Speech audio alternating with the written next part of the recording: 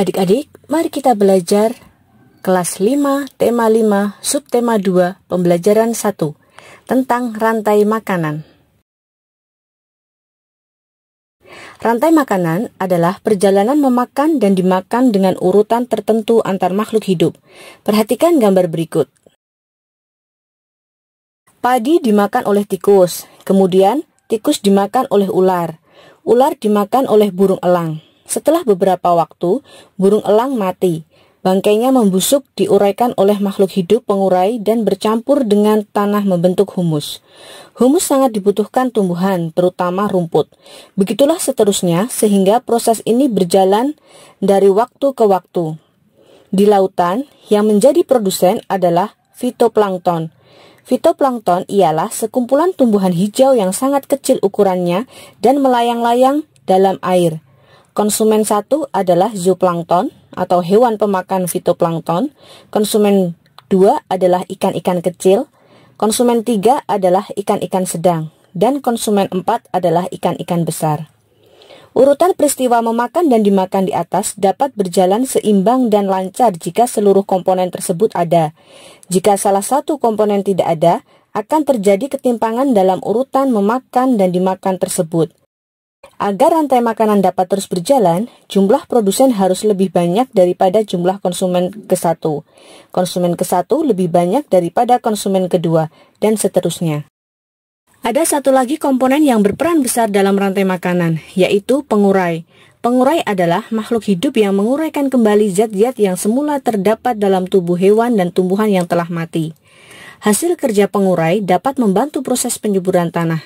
Contoh pengurai adalah bakteri dan jamur. Setiap bacaan tentunya memiliki ide pokok yang tertuang dalam pokok pikiran. Dengan mengetahui pokok pikiran yang ada, kita dapat dengan mudah mengetahui informasi-informasi penting yang terdapat dalam bacaan. Berdasarkan bacaan di atas, tentukan pokok pikiran yang terdapat di setiap paragraf. Paragraf pertama, rantai makanan di sawah. Paragraf kedua, rantai makanan di laut. Paragraf ketiga, syarat keseimbangan rantai makanan. Paragraf keempat, peran besar pengurai. Ubahlah pokok pikiran di atas menjadi kalimat utama. Paragraf pertama, terdapat 5 komponen yang berperan dalam rantai makanan di sawah, yaitu padi, tikus, ular, elang, dan pengurai. Di paragraf kedua, terdapat 5 komponen yang berperan dalam rantai makanan di laut, yaitu fitoplankton, zooplankton, ikan kecil, ikan sedang, dan ikan besar. Di paragraf ketiga, syarat keseimbangan rantai makanan yaitu adanya seluruh komponen dalam suatu ekosistem. Dan paragraf yang keempat, pengurai memiliki peran besar dalam rantai makanan. Di dalam rantai makanan terjadi perpindahan energi dari satu makhluk hidup ke makhluk hidup yang lain. Perhatikan contoh rantai makanan berikut ini. Keterangan tentang rantai makanan di atas adalah sebagai berikut.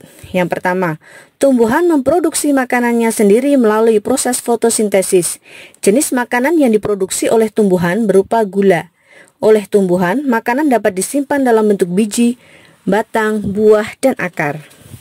Konsumen tingkat ke-1 merupakan hewan herbivor atau pemakan tumbuhan. Makanan yang dimakan hewan tersebut akan diubah ke dalam bentuk energi untuk melakukan aktivitas dan bereproduksi. Contoh konsumen tingkat ke-1 adalah tikus. Yang ketiga, konsumen tingkat 2 merupakan hewan karnivor yang akan memakan konsumen tingkat 1. Jadi, konsumen tingkat 1 merupakan sumber energi bagi konsumen tingkat 2 agar dapat bertahan hidup. Contoh hewan konsumen tingkat 2 adalah ular.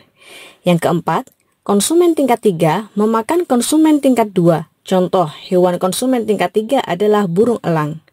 Yang kelima, pada saat konsumen tingkat 3 mati, tubuhnya akan membusuk.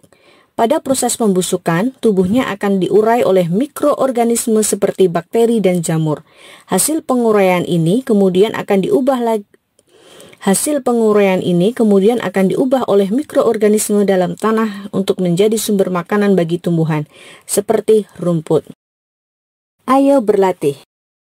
Bersama teman sebangkumu, tentukan sebuah rantai makanan yang ada di sebuah ekosistem. Tentukan dahulu ekosistem yang akan dipilih, baik dalam ekosistem laut maupun ekosistem darat. Rantai makanan pada ekosistem padang rumput. Keterangan diagram rantai makanan pada ekosistem padang rumput. Rumput atau tumbuh-tumbuhan lainnya merupakan produsen karena dapat menghasilkan makanan sendiri. Setiap produsen akan dimakan oleh konsumen tingkat ke-1. Zebra menjadi konsumen tingkat ke-1 karena zebra merupakan hewan herbivor yang mendapatkan energi dengan memakan tumbuh-tumbuhan.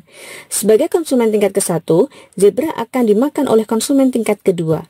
Singa menjadi konsumen tingkat kedua karena singa merupakan hewan karnivor yang memakan hewan lain untuk bertahan hidup. Sebagai konsumen tingkat kedua, singa akan mati. Bangkai singa akan diurai oleh mikroorganisme seperti jamur. Jamur menjadi pengurai karena jamur berperan dalam mengurai konsumen tingkat ketiga untuk berkembang biak. Hasil penguraian yang terdiri dari zat-zat tertentu akan masuk ke dalam tanah dan akan dimanfaatkan oleh tumbuhan sebagai sumber makanan. Nah adik-adik, itu tadi pembelajaran kita kali ini, kelas 5 tema 5 subtema 2 pembelajaran pertama. Semoga bermanfaat.